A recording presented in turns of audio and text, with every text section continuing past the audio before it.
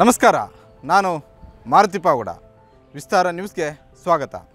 ರಾಜ್ಯದಲ್ಲಿ ಸಾರ್ವತ್ರಿಕ ಲೋಕಸಭಾ ಚುನಾವಣೆಗೆ ದಿನಗಣನೆ ಆರಂಭ ಆಗಿದೆ. ಈಗಾಗಲೇ 28 ಲೋಕಸಭಾ ಕ್ಷೇತ್ರಗಳಿಗೂ ಕೂಡ 3 ಪಕ್ಷಗಳಿಂದ ಅಭ್ಯರ್ಥಿಗಳ ಆಯ್ಕೆಯೂ ಆಗಿದೆ. ಚುನಾವಣಾ ರಣಕಣ ದಿನದಿಂದ ದಿನಕ್ಕೆ ಜಾಸ್ತಿ ಆಗ್ತಾ ಇದೆ. ಕೆಲವೊಂದಷ್ಟು ಕ್ಷೇತ್ರಗಳಲ್ಲಿ, ಅದರಲ್ಲೂ ಪ್ರಮುಖವಾಗಿ ರಾಷ್ಟ್ರೀಯ ಪಕ್ಷಗಳಾಗಿರುವಂತಹ ಬಿಜೆಪಿ ಮತ್ತು ಕಾಂಗ್ರೆಸ್ನ ಅಭ್ಯರ್ಥಿಗಳಿಗೆ, ಕಣದಲ್ಲಿರುವಂತಹ ಅಭ್ಯರ್ಥಿಗಳಿಗೆ ಬಂಡಾಯದ ಬಿಸಿ ದಿನದಿಂದ ದಿನಕ್ಕೆ ಜಾಸ್ತಿ ಆಗ್ತಾ ಇರುವಂಥದ್ದು. ಈ ಬಂಡಾಯದ ಬಿಸಿಯನ್ನು ಕಡಿಮೆ ಮಾಡುವ ಸಲುವಾಗಿ, ಈ ಬಂಡಾಯವನ್ನು ಶಮನ ಮಾಡುವ ಸಲುವಾಗಿ ರಾಷ್ಟ್ರೀಯ ನಾಯಕರು ಹಾಗೂ ರಾಜ್ಯ ನಾಯಕರು ಮಾಡ್ತಿರುವಂತಹ ಎಲ್ಲ ಪ್ರಯತ್ನಗಳು ಕೂಡ ವಿಫಲವಾಗ್ತಾ ಇದ್ದಾವೆ. ಹೀಗಾಗಿ ಒಳಪೆಟ್ಟಿನ ಕತೆ ಹೆಚ್ಚಾಗಿ ಆಗ್ತಾ ಇದೆ ಅನ್ನುವಂಥ ಒಂದು ಮಾಹಿತಿ ಲಭ್ಯ ಆಗ್ತಾ ಇರುವಂಥದ್ದು. ಆ ಆತಂಕದಲ್ಲಿ ಕಣದಲ್ಲಿರುವಂತಹ ಅಭ್ಯರ್ಥಿಗಳಿದ್ದಾರೆ. ಹಾಗಾದರೆ ಕಾಂಗ್ರೆಸ್ಗೆ ಎಷ್ಟು ಅಭ್ಯರ್ಥಿಗಳಲ್ಲಿ ಈ ರೀತಿಯ ಒಳಪೆಟ್ಟಿನ ಒಂದು ಭಯ ಇದೆ, ಅದೇ ರೀತಿ ಬಿಜೆಪಿಗೆ ಯಾವ ರೀತಿಯಾಗಿ ಈ ಒಳಪೆಟ್ಟಿನ ಭಯ ಇದೆ ಅನ್ನುವಂಥದ್ದನ್ನು ಸಣ್ಣದಾಗಿ ನೋಡಿಬಿಡೋಣ. ಮೊದಲನೇದಾಗಿ ಕೋಲಾರ ಜಿಲ್ಲೆಯ ಕಾಂಗ್ರೆಸ್ ನಾಯಕರಲ್ಲಿ ಒಗ್ಗಟ್ಟು ಮೊದಲಿಂದಲೂ ಕೂಡ ಇಲ್ಲ, ಇವತ್ತು ಕೂಡ ಅದು ಮುಂದುವರೆದಿದೆ. ಅಭ್ಯರ್ಥಿ ಆಯ್ಕೆ ಸಂದರ್ಭದಲ್ಲೂ ಕೂಡ ಕೇವಲ ಕೋಲಾರ ಅಭ್ಯರ್ಥಿಯನ್ನು ಆಯ್ಕೆ ಮಾಡುವುದಕ್ಕೆ ಒಂದು ಕಡೆ ಸಿದ್ದರಾಮಯ್ಯ, ಮತ್ತೊಂದು ಕಡೆ ಡಿ ಕೆ ಶಿವಕುಮಾರ್ ಅವರು ಸುಸ್ತಾಗಿದ್ದನ್ನು ನಾವು ನೋಡಿದ್ವಿ. ಆದರೆ ಕೊನೆಗೂ ಕೂಡ ಬೆಂಗಳೂರಿಂದ ಕರ್ಕೊಂಡೋಗಿ ಗೌತಮ್ ಅವರನ್ನು ಅಭ್ಯರ್ಥಿಯನ್ನಾಗಿ ಮಾಡಲಾಗಿದೆ. ಅಲ್ಲಿ ಚಿಕ್ಕಪೆದ್ದಣ್ಣ ಅವರಿಗೆ ಟಿಕೆಟ್ ತಪ್ಪಿದೆ.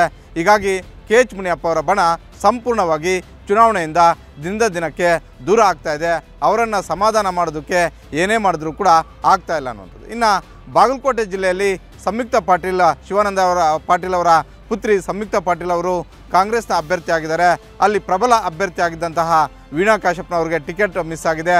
ಇವತ್ತಿಗೂ ಕೂಡ ವೀಣಾ ಕಾಶ್ಯಪ್ನವರನ್ನು ರಾಷ್ಟ್ರೀಯ ನಾಯಕರು ಹಾಗೂ ರಾಜ್ಯ ನಾಯಕರು ಸ್ವತಃ ಸಿದ್ದರಾಮಯ್ಯ ಅವರು ತಮ್ಮ ನಿವಾಸಕ್ಕೆ ಕರೆದು ಮಾತಾಡಿದ್ರು ಕೂಡ ಆ ಸಮಸ್ಯೆ ಬಗೆಹರಿದಿಲ್ಲ. ಹೀಗಾಗಿ ವೀಣಾ ಕಾಶ್ಯಪ್ನವರು ನಾನು ಬಂಡಾಯ ಅಭ್ಯರ್ಥಿ ಆಗ್ತೀನಿ ಅನ್ನುವಂತಹ ಒಂದು ಮಾತನ್ನು ಪದೇ ಪದೇ ಹೇಳ್ತಾ ಇದ್ದಾರೆ. ಹೀಗಾಗಿ ಸಹಜವಾಗಿ ಸಂಯುಕ್ತ ಪಾಟೀಲ್ ಅವ್ರಿಗೆ ಈ ಬಾರಿ ಅಲ್ಲಿ ಅಷ್ಟೊಂದು ಸುಲಭ ಅಲ್ಲ ಅನ್ನುವಂಥ ಒಂದು ಚರ್ಚೆಯೂ ಕೂಡ ಆರಂಭ ಆಗಿದೆ. ಗದ್ದಿಗೌಡರಿಗೆ ಇದು ನೇರವಾಗಿ ಲಾಭ ಆಗುತ್ತೆ ಅನ್ನುವಂಥದ್ದು. ಇನ್ನು ಅದೇ ರೀತಿ ಹಾಸನದಲ್ಲಿ ಮೈತ್ರಿ ಅಭ್ಯರ್ಥಿ ಆಗಿರುವಂತಹ ಪ್ರಜ್ವಲ್ ರೇವಣ್ಣ ಅವ್ರಿಗೆ ಪ್ರೀತಮ್ ಗೌಡರ ಬಣ ಸಂಪೂರ್ಣವಾಗಿ ಸಹಕಾರ ಕೊಡ್ತಾ ಇಲ್ಲ ಅನ್ನುವಂತಹ ಒಂದು ಮಾಹಿತಿ ಬರ್ತಾ ಇರುವಂಥದ್ದು.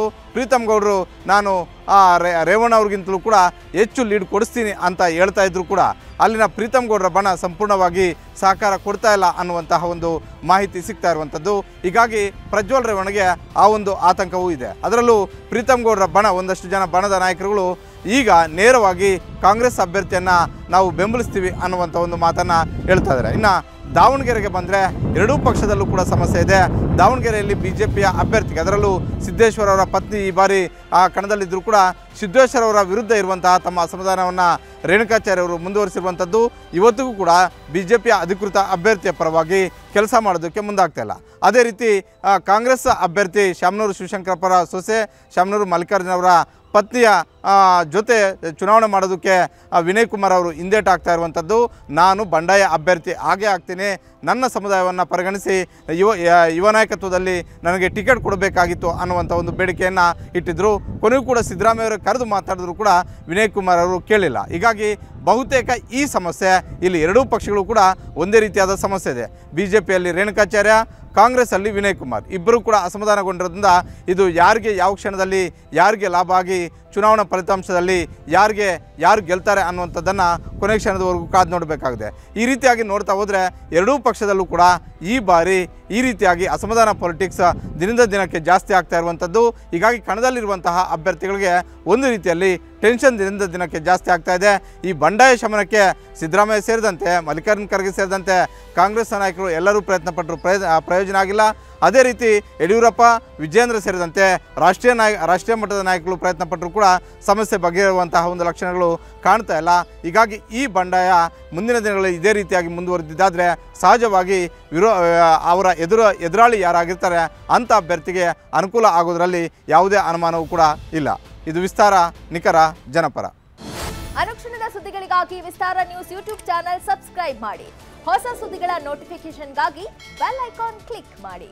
ಲೇಟೆಸ್ಟ್ ಅಪ್ಡೇಟ್ಸ್ಗಾಗಿ www.vistaranews.com ವೆಬ್ಸೈಟ್ಗೆ ವಿಸಿಟ್ ಮಾಡಿ. ಅಂಗೈಯಲ್ಲೇ ಜಗತ್ತಿನ ಸುದ್ದಿ ತಿಳಿಯಲು ವಿಸ್ತಾರ ನ್ಯೂಸ್ ಕನ್ನಡ ಆಪ್ ಡೌನ್ಲೋಡ್ ಮಾಡಿ.